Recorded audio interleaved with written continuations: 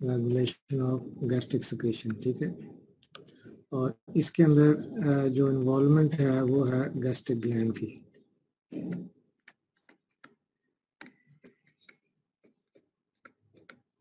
And gastric gland is made up of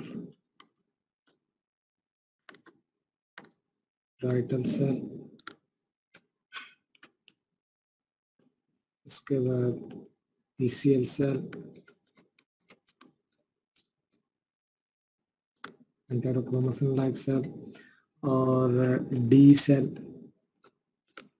और E cell, और इसके अलावा वो जो म्यूकस सेल थे वो भी, उनको भी। तो हमने जो parietal सेल है उसको हमने देखा था, हमने वन बाय वन हमने ECL सेल को भी देखना है, and we have to see D cell and E, yes, gastrin cell. तो कितने हो गए? parietal सेल हो गया, ECL सेल हो गया, D सेल हो गया, और कौन सा हो गया? गैस्ट्रन, ये G सेल जिसको हम कहते हैं, ये हमारे पास हो जाएंगे। तो last time we were talking about parietal cell, so let's see, have a look on parietal cell and then move on to ECL cell। आज हम parietal cell को देखेंगे, ECL को भी देखेंगे, और फिर देखेंगे अगर टाइम हुआ तो D सेल को, और फिर इनको जो पीछे से जो कंट्रोल है, that is the control of vagus nerve, और वेगस नर्व जो है उसको पीछे कौन है? पैरासिम्पैथेटिक नर्वस सिस्टम, और पैरासिम्पैथेटिक की जो है that is one division of autonomic nervous system, एक पैरासिम्पैथेटिक और दूसरा सिंपैथेटिक नर्वस सिस्टम, ठीक है। तो ये पूरा सिस्टम जो है वो वेगस नर्व के थ्रू इन सारे सेल्स को जो है वो क्या कर रहा है? वो कंट्रोल कर रहा है, whether it is parietal cell, ECL cell, D cell और gastrin cells, all of them they are being controlled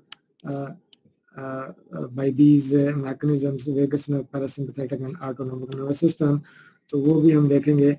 तो let's see first of all parietal cell, or parietal cell, how it is a parietal cell is communicating with these vagus nerve and other neurotransmitters or first messengers, that is through the presence of different types of receptors which are present on the surface of parietal cell. We discussed previously.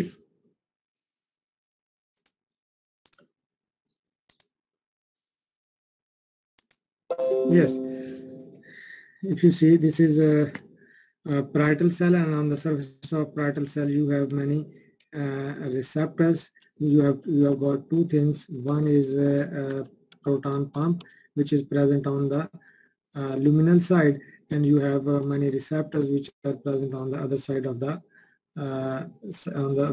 cell, on cell membrane of parietal cell। वो कौन कौन से receptors थे हमने देखे हैं।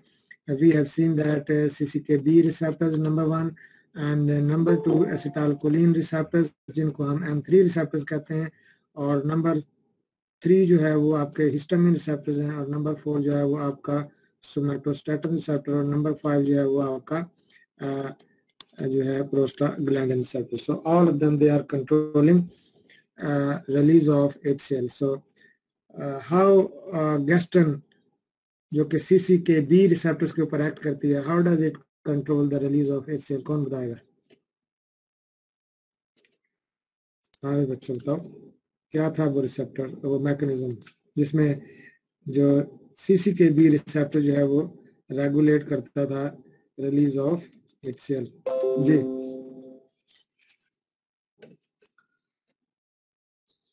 Quickly इसको। CCKB तो मेडिएट करेगा ना इसका एक्शन बाय G प्रोटीन। हाँ, कैसे? पूरा पाथवे बताओ।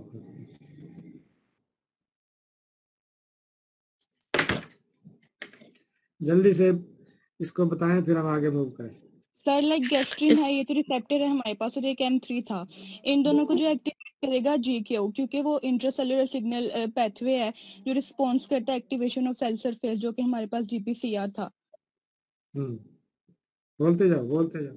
सर देन आता है PIP2 जो कि हमारे पास फोस्फेट लिपिड की अमाउंट जो होती है सेल मेम्ब्रेन में वो है, वहां से हमारे पास आएगा डैग और IP3 का यहाँ से इनिशिएशन शुरू होगा। जो IP3 है और जो PKC डैग जो है वो PKC रिलीज करेगा और IP3 जो है यहाँ से अब कैल्शियम जो है वो सर ल्यूमिन की वॉल भी आ जाएगी ना, तो वहां से फिर कैल्शियम जो पोटेशियम आयन है वो आउटसाइड पे जाएंगे और हाइड्रोजन आयन की भी वहां पे प्रोडक्शन शुरू होगी, क्योंकि वहां पे पोटेशियम और हाइड्रोजन का पंप लगा हुआ है ना। तो देन वहां पे दूसरा मैकेनिज्म अब शुरू होगा, जो कि हमारे पास 2 रिसेप्टर और यहाँ पे आएंगे, एक तो सोमेटोस्टिन का आएगा और एक प्रोस्टाग्लैंडिन का आएगा। और जो हमारे पास यहाँ पर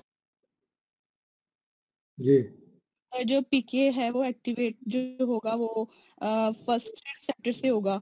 और जो हमारे पास यहाँ पे एसी है ये एटीपी को कन्वर्ट करेगा सीएएमपी में, और उसके बाद जो है जीएस जो है वो प्रोटीन जो है ना वो सीएएमपी का लेवल जो है वो इनहेंस करेगा। उसके बाद इनहिबिटर्स आ जाएंगे, तो जो इनहिबिटर हैं उसके इनहिबिटर आ जाएंगे तो HCl जो है वो सेक्रेट नहीं होगा।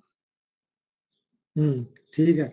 अच्छा देखें, ये जो रिसेप्टर्स है ना, सपोज के ये आपका पैरेटल सेल की मेम्ब्रेन है, तो पैरेटल सेल की मेम्ब्रेन के ऊपर रिसेप्टर जो है ना, ये रिसेप्टर लगा हुआ है, दिस इज रिसेप्टर।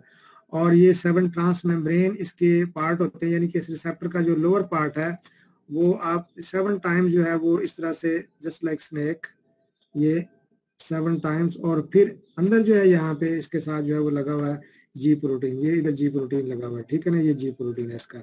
और जी प्रोटीन के 3 सब यूनिट होते हैं, ये उसका अल्फा सब यूनिट है, और ये उसका बीटा सब यूनिट है, और ये उसका गैमा सब यूनिट है। ये बीटा है, ये क्या है, ये गैमा है।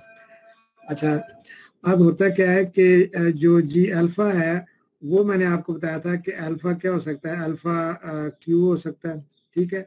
और ये अल्फा क्यू जो है initially it is linked with, किसके साथ ये लिंक्ड होता है, ये होता है लिंक्ड होता है GDP के साथ। किसके साथ लिंक्ड है, GDP के साथ। Initially it is linked with GDP, but when agonists come and sit on the surface of this receptor, जैसे कि ये है, और एग्जांपल है, for example you have Gaston की एग्जांपल ले लो, गैस्टन, या आप एग्जांपल ले लें एसिटाइलकोलिन की, तो both of them they have the same pathway. When they come and they bind with this receptor, then this GDP is replaced by GTP. You can say that this GDP is removed and instead of that GTP जो है ना, GTP that will be linked with this alpha subunit. So now this alpha subunit is having GTP instead of GDP. तो अब ये जो alpha subunit है with GTP that is detached, that will be you can say that like this. ये जो इसके 2 सब unit जो थे, ये इसका अल्फा सब यूनिट था वो भी अलग हो गया, और जो बीटा सब यूनिट था that is also separated. Now you have got receptor alpha subunit GQ with GTP, this is one complex, and beta subunit, beta and gamma subunit, इनका जो है ना वो आपके पास एक और जो है ना वो आ जाएगा। आप यूँ कह लें कि आपके पास अल्फा सब यूनिट जो है when it attains GTP that get separated from the rest of सब यूनिट्स, जो कि कौन से हैं, वो हैं बीटा और गैमा सब यूनिट है। ये बिल्कुल इसी तरह से ही है जैसे कि 3 फ्रेंड हैं और एक फ्रेंड जो है वो क्या हो जाता है, वो उन दोनों से जो है ना वो क्या हो जाता है, वो अलग हो जाता है। अब ये जो GTP लिंक्ड जी अल्फा क्यू सब यूनिट जो है ये फर्दर फिर डाउन स्ट्रीम जो है इसका अपना एक्शन जो है ना वो शो करेगा। सेम वे ये रिसेप्टर है, यहाँ पे रिसेप्टर लगा हुआ है, ये उसकी 7 ट्रांस मेम्ब्रेन है, 7 ट्रांस मेम्ब्रेन, और इंटरनली जो है यहाँ पे जी प्रोटीन लिंक्ड है। और ये जी प्रोटीन कौन सी है, इसका जो सब यूनिट अल्फा है वो कौन सा है, वो अल्फा क्यू नहीं है, वो कौन सा है, अल्फा एस है। कौन सा है, ये अल्फा एस है। यहाँ पे कौन सा था, अल्फा क्यू था, ये अल्फा क्यू था। अब ये भी ऐसे ही होता है कि पहले ये GDP के साथ लिंक्ड होता है, लेकिन जैसे ही इसके ऊपर एगोनिस्ट आगे बाइंड करेगा तो ये क्या हो जाएगा, this will be change with GTP। और अब जब ये GTP के साथ लिंक होगा तो बाकी 2 सब यूनिट जो है इससे सेपरेट हो जाएंगे, और ये फिर फर्दर जो है वो क्या एक्ट करेगा, वो किस पे एक्ट कर रहा था, वो PLC पे एक्ट कर रहा था। So this will act on, here the alpha सब यूनिट कौन सा है इधर? Alpha S. यहाँ पे अल्फा सब यूनिट कौन सा था? Alpha Q. तो इधर जो है अल्फा एस जो है, alpha S linked with GTP that will further activate downstream adenylate साइक्लेज। ये किसको कर रहे थे? पीएलसी को। ठीक है। अच्छा, तो ये क्या कर रहा है? उसको ये एक्टिवेट कर रहा है, उसको ये क्या कर रहा है? एक्टिवेट कर रहा है। इसी तरह से हमारे पास एक रिसेप्टर है, यहाँ पे रिसेप्टर पड़ा हुआ है, ये उसकी 7 ट्रांस मेम्ब्रेन है internally, and that is linked with alpha सब यूनिट, और वो जो अल्फा सब यूनिट है वो है अल्फा आई। कौन सा है? Alpha I. If it is alpha I, that is going to be linked with what? With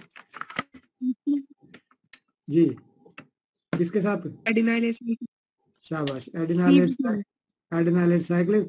और यहाँ पे ये एक्टिवेट कर रहा था, तो ये एक्टिवेट नहीं करेगा, ये क्या करेगा? ये इनहिबिट करेगा। बस इतनी सी बात है। अगर आपको यहाँ तक पहुंच जाओ तो फिर अगले वाला जो पाथवे है, अगले वाले जो स्टेप्स हैं वो आपको पता है, और वो अल्टीमेटली किस तरफ जा रहे हैं? वो HCl की रिलीज के लिए जा रहे हैं। इसी तरह से ये कौन से स्टेप हैं उसके दरमियान वो भी हमें पता है, इसका भी पता है। तो सारे तो ये जो रिसेप्टर्स हैं, these receptors they are linked with actually G protein, और वो जी प्रोटीन जो है उसके 3 सब यूनिट्स हैं। There are 3 subunits of G protein, one is G alpha and the rest of 2 are beta and gamma. और जी अच्छा, तो ये आपको सारा पाथवे क्लियर है? सारे गैस्ट्रिन का, एसिटाइलकोलिन का और हिस्टामिन का पाथवे, सोमैटोस्टैटिन, ये दोनों के दोनों जो हैं ये इनहिबिटरी हैं। ये कौन से हैं? ये इनहिबिटरी पाथवे आपका, दैट इज इनहिबिटरी पाथवे। और ये जो पाथवे हैं ये कौन से हैं? ये स्टिमुलेटरी पाथवे हैं। ये इंक्रीज करेंगे किसके रिलीज को? ये HCl के रिलीज को इंक्रीज करते हैं। और ये क्या करते हैं? ये HCl के रिलीज को क्या करते हैं? ये पाथवे जो है ये क्या करेंगे? ये काम करेंगे। इनमें जो GS है, हाँ GS तो ज्यादा करेगा ना, GS ज्यादा कर रहा है। और GS लिंक्ड रिसेप्टर कौन? बच्चा मुझे, मैं आपसे पूछता हूँ, मुझे ये बताओ कि GQ लिंक्ड रिसेप्टर कौन से हैं? Which are GQ linked receptors which are increasing HCl secretion? बताओ। So GQ linked receptors gastrin, acetylcholine और हिस्टामिन रिसेप्टर्स अटैच्ड होते हैं। नहीं, हिस्टामिन GQ लिंक्ड नहीं है। GQ लिंक्ड सिर्फ 2 होंगे। गैस्ट्रिन है, CCK और M3 रिसेप्टर आ जाएगा ना, ये GQ लिंक्ड है। अच्छा, GS लिंक्ड हमारे पास एक ही है, और वो कौन सा है? H2 receptor. स्टिमुलेट करेगा जो जी प्रोटीन को, जो हाँ, और जो जी प्रोटीन जो कि एक्टिव, जो कि स्टिमुलेटरी प्रोटीन है, GS स्टिमुलेटरी प्रोटीन, और वो किसको करती है? वो एडिनाइलेट साइक्लेज को एक्टिवेट करेगी। अच्छा, 2 रिसेप्टर हमारे पास ऐसे हैं जिनकी जो जी प्रोटीन है वो कौन सी है? वो GI है। ठीक है। अच्छा, और प्रोस्टाग्लैंडिन वाला, प्रोस्टाग्लैंडिन। और ये इनका सबका जो इफेक्ट है वो किसके ऊपर होता है? एडिनाइलेट साइक्लेज के ऊपर होता है। इन सब का इफेक्ट जो है वो किसके ऊपर होता है? इनका जो इफेक्ट है वो PLC के ऊपर होता है। समझ आई बात आपको? अच्छा बच्चों, अब ये तो हमने पढ़ लिया था। अब जो क्वेश्चन है ना, जो हमें जो थोड़ा सी वो है, वो हम ये देखना चाह रहे हैं कि ये चीजें तो हमें पता चल गई सारी कि क्या हो रहा है within this parietal cell. We are very curious कि हमें ये पता चले कि ये गैस्ट्रिन ये कहाँ से आ रही है? Who is sending this? Acetylcholine ये कहाँ से आ रहा है? Histamine, who is sending this? Somatostatin, from where it is coming from? The same way prostaglandin. तो हम ये देखना चाह रहे हैं कि अब इसके पीछे थोड़ा सा जाके देखें कि वो कौन है जो गैस्ट्रिन को भेज रहा है, और वो कौन है जो एसिटाइलकोलिन को भेज रहा है। और हिस्टामिन जो है, सबसे पहले हम ये देखते हैं कि हिस्टामिन जो है ना, जो ये जो हिस्टामिन है, ये हिस्टामिन कहाँ से आ रही है? ये हिस्टामिन, इसको लेट्स ट्रेस इट आउट कि ये किधर से आ रही है। इसको हम एक और स्लाइड में देखते हैं, और वो है ये स्लाइड। इसमें हमारे पास है, if you see we have this cell, ये जो सेल है ना, इसका नाम है ECL सेल। ये कौन सा सेल है? ECL cell. पहले आपने कौन सा पढ़ा था? पहले आपने पढ़ा था parietal सेल, वो ये पढ़ा हुआ है, this is parietal cell.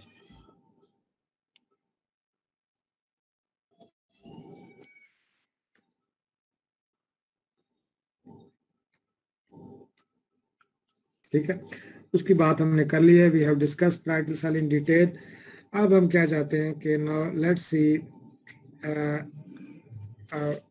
What is this ECL cell. ECL हमें बताएगा कि हिस्टामिन कहाँ से आती है, ठीक है ना।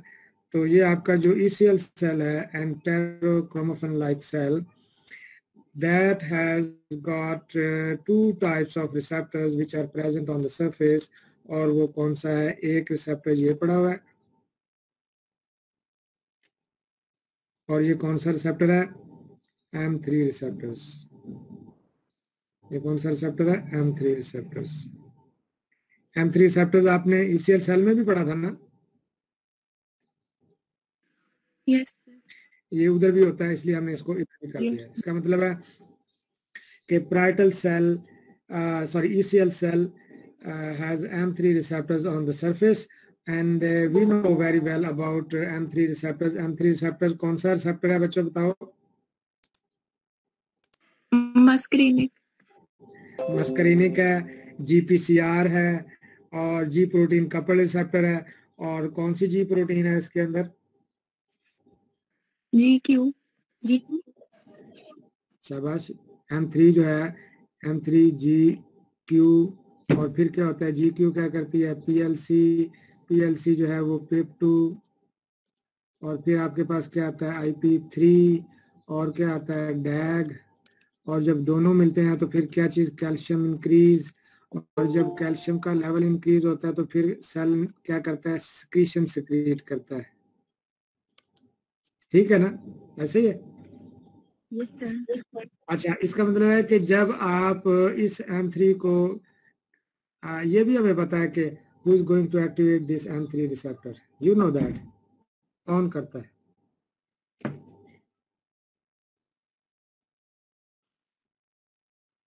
इस रिसेप्टर को कौन एक्टिवेट करता है बच्चों? एसिटाइलकोलिन। ठीक है। अच्छा, चलें पहले ये देख लेते हैं कि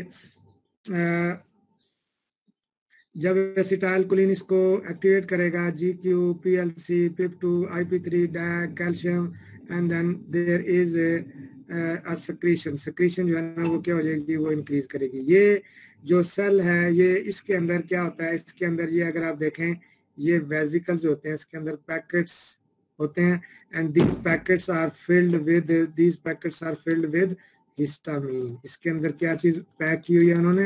हिस्टामिन। एक्चुअली ECL cell जो है, that is a source of histamine, so you can say that histamine is present within these cells।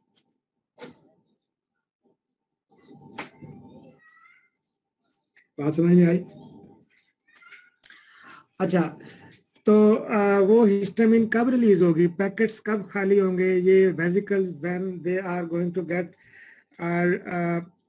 fused with the membrane, and then there is a release of histamine here। वो कब होना है? वो तब होगा जब आप इस M3 रिसेप्टर्स को क्या करें? एक्टिवेट करें, ये पूरा पाथवे चले, PIP2, IP3 और कैल्शियम इंक्रीज हो। तो when you have increased this calcium, then this vesicle will move towards the membrane, and ultimately there is release of histamine। बात समझ में आई? कौन रिलीज करवाएगा? कौन रिलीज करवाएगा इस एसिटाइलकोलिन? कैसे रिलीज करवाएगा? ऐसे। क्या इंक्रीज होगा? कैल्शियम। फिर क्या होगा? Vesicle will move. फिर क्या होगा? फ्यूज। फिर क्या होगा? रिलीज। और वो जो हिस्टामिन थी, that histamine will go to the site. और वो साइट कौन सी थी? पिछले स्लाइड में आपने देखा that was histamine receptors. वो क्या था? वो histamine receptor था. Histamine receptor was present on the surface of parietal cell. तो अब आपको पता चला कि histamine कहाँ से आई? Yes, sir. किसने रिलीज करवाई? Acetylcholine. एसिटाइलकोलिन ने. कौन से रिसेप्टर पे उसने एक्ट किया? M3 के ऊपर. अच्छा, आप देखें, अभी हम, हाँ, नाउ लेट्स सी, हम ट्रेस करना चाहते हैं कि एसिटाइलकोलिन कहाँ से आई, from where sir this cells भी होते हैं हिस्टामिन की रिलीज के लिए. क्या कह रही? सर मास्ट सेल्स भी होते हैं ना हिस्टामिन रिलीज के लिए. मास्ट सेल भी होते हैं, मास्ट सेल भी रिलीज करते हैं हिस्टामिन, लेकिन जो हमारा जीआईटी के अंदर जो हिस्टामिन रिलीज हो रही है वो एंटेरोक्रोमाफिन लाइक सेल जो है वो क्या कर रहे हैं? हिस्टामिन को रिलीज कर रहे हैं. अच्छा, दूसरी बात ये है कि एसिटाइलकोलिन, जैसे आपने कहा कि एसिटाइलकोलिन, तो ये जो एसिटाइलकोलिन है एक्चुअली जो आपका सिस्टम पीछे है, central nervous system. Central nervous system क्या है? योर ब्रेन और योर स्पाइनल कार्ड. और ऑटोनोमिक नर्वस सिस्टम क्या है? All of the nerve fibres which originate from your brain और स्पाइनल कार्ड. और वो कितनी, वो पेयर्ड फॉर्म में होती हैं. एक प्री गैंग्लियोनिक होती है, फिर पोस्ट गैंग्लियोनिक होती है. Pre ganglionic, post ganglionic, pre ganglionic और ये पोस्ट गैंग्लियोनिक. और फिर आपके आगे सेल्स आते हैं. यहाँ पे फिर आपके जो है वो सेल्स पड़े हुए हैं. ठीक है. अच्छा, अब ये आपका सेंट्रल नर्वस सिस्टम है जिसमें आपका ब्रेन और स्पाइनल कार्ड है. ये आपका है ऑटोनोमिक नर्वस सिस्टम. कौन सा सिस्टम है? ANS. ऑटोनोमिक की दो डिविजन आपने पढ़ी होंगी, एक सिंपैथेटिक नर्वस सिस्टम और दूसरा कौन सा था? Parasympathetic. Nervous system. तो ये जो आपका पैरासिम्पैथेटिक है, पैरासिम्पैथेटिक नर्वस सिस्टम जो है वो क्या करता है? पैरासिम्पैथेटिक नर्वस सिस्टम की जो नर्व है which originate and which innervate this ECL cell, तो उसकी जो ब्रांच है वो क्या करती है? यहाँ पे आती है और वो फिर रिलीज करती है एसिटाइलकोलिन. तो हमें एसिटाइलकोलिन का भी पता चल गया कि एसिटाइलकोलिन कहाँ से आई? From your parasympathetic and vagus nerve जो है वो रिलीज करती है. अच्छा, ये एक ही, ये vagus nerve that does not only activate और इनर्वेट ECL सेल, ये इसकी जो ब्रांच है वेगस नर्व जो है ना वो also extends to the level of parietal cell. तो इसका मतलब है कि वो मैसेज जो कि सेंट्रल नर्वस सिस्टम से, पेरिफेरल नर्वस सिस्टम से होता हुआ, एंटेरिक नर्वस सिस्टम से होता हुआ, that is going to ECL cell, that is also going to parietal cell, that is also going to parietal cell. तो इसका मतलब है कि वहां पर जो एसिटाइलकोलिन रिलीज हो रही है वो भी वेगस नर्व से आ रही है, और जो acetylcholine which is being released near ECL cell, that is also coming from vagus nerve. बात क्लियर हुई? तो Yes. इस ECL सेल को कौन बता रहा है? Who is telling this ECL cell और parietal cell to release histamine और to release HCl? देखें, यहाँ पे रिलीज होगा HCl, parietal cell रिलीज करेगा HCl, और यहाँ पे क्या चीज रिलीज होगी? हिस्टामिन. हिस्टामिन कौन रिलीज करेगा? ECL cell. कौन सा रिसेप्टर है जो इसको रेगुलेट कर रहा है? M3 receptors. M3 receptor here, M3 receptor here. And who is controlling M3 receptors? Acetylcholine, which is being released here. And who is releasing this acetylcholine? Vagus nerve. And who is controlling vagus nerve? That is a part of parasympathetic nervous system. बात समझ में आई कुछ? Yes, sir. Yes, sir. अच्छा, अब आगे ये है कि क्या M3 रिसेप्टर के अलावा और भी कोई है पैराइटल ECL सेल के ऊपर जो उसे मजबूर करे हिस्टामिन रिलीज करने पर?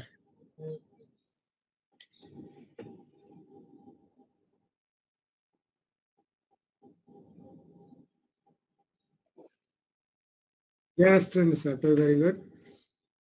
गैस्ट्रन रिसेप्टर जो है ना, ये भी पड़ा हुआ है ईसीएल सेल के ऊपर। दिस इज गैस्ट्रन रिसेप्टर, ठीक है। और गैस्ट्रन रिसेप्टर को कौन इसको हम इसका एक और नाम भी था, वो क्या था? सीसीकेबी तो सीसीकेबी रिसेप्टर या सीसीके रिसेप्टर रिसेप्टर जो था। अटैच होता है। और इसको कौन एक्टिवेट करता है? गैस्ट्रन एक्टिवेट करता है। तो गैस्ट्रन तो पैराइटल सेल को भी जो है ना वो कह रहा था कुछ।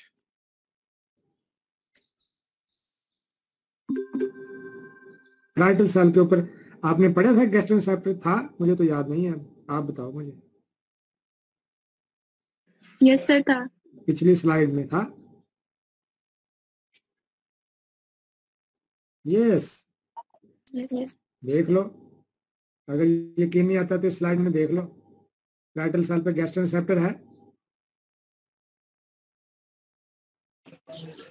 Yes sir.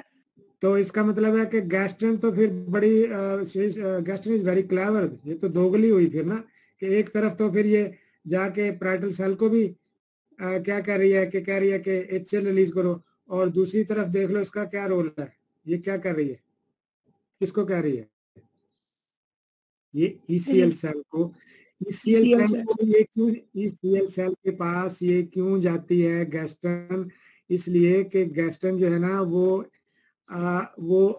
गैस्ट्रन को पता है कि मैं ईसीएल को कहूंगी और ईसीएल हिस्टामिन रिलीज करेगा, और हिस्टामिन जाएगा पैराइटल सेल के ऊपर, और पैराइटल सेल को कहेगा, और फिर जो है ना वो क्या होगा कि एचसीएल जो है वो ज्यादा रिलीज होगा, ठीक है ना। इसका मतलब है कि एक तो गैस्ट्रन जो है वो पैराइटल सेल के ऊपर जाके एक्ट करती है, और पैराइटल सेल जो है वो क्या रिलीज करता है? पैराइटल सेल जो है वो रिलीज करता है एचसीएल। जो देखा ना, ये गैस्ट्रन गई इधर इधर से, और पैराइटल सेल ने क्या किया? एचसीएल की सिक्रीशन को इंक्रीज कर दिया।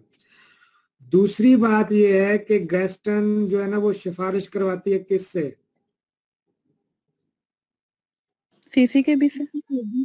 ईसीएल सेल से। एक तो गैस्ट्रन जो है ना, देखें जो एचसीएल है ना वो तो रिलीज करना है पैराइटल सेल ने, ये तो आपको समझ है ना इस चीज की। Yes sir. तो गैस्ट्रन जाके डायरेक्टली कहे पैराइटल सेल को कि भाई थोड़ा सा एचसीएल जो है ना वो रिलीज कर दो, तो वो एचसीएल रिलीज कर ले, ठीक है। फिर गैस्ट्रन जो है ना वो क्या करती है कि वो क्या करती है, वो पैराइटल सेल, वो ईसीएल सेल के पास भी जाती है, और उसको कहती है कि भाई आप रिलीज, आप ना जो है ना उससे पैराइटल सेल से एचसीएल रिलीज करवाओ, ठीक है ना। आप पैराइटल सेल से कहो कि वो क्या करे, वो एचसीएल रिलीज करे। तो ईसीएल सेल जो है ना वो क्या करता है? ईसीएल सेल हिस्टामिन रिलीज कर देता है, ठीक है। और ये हिस्टामिन जो है ना ये उसका मैसेज है ईसीएल सेल का, that message goes to parietal cell.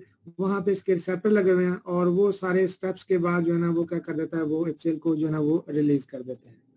तो इसका मतलब ये है कि जो ये दोनों जो पाथवे है ना, दोनों पाथवे आप देख रहे हैं, ये डायरेक्ट और इनडायरेक्ट पाथवे हो गए, ऐसे ही है ना। यस अच्छा सर। बच्चों, मुझे कोई डायरेक्ट पाथवे बताओ और कोई इनडायरेक्ट पाथवे की आप एग्जांपल देंगे कि डायरेक्ट पाथवे कौन सा और इनडायरेक्ट कौन सा?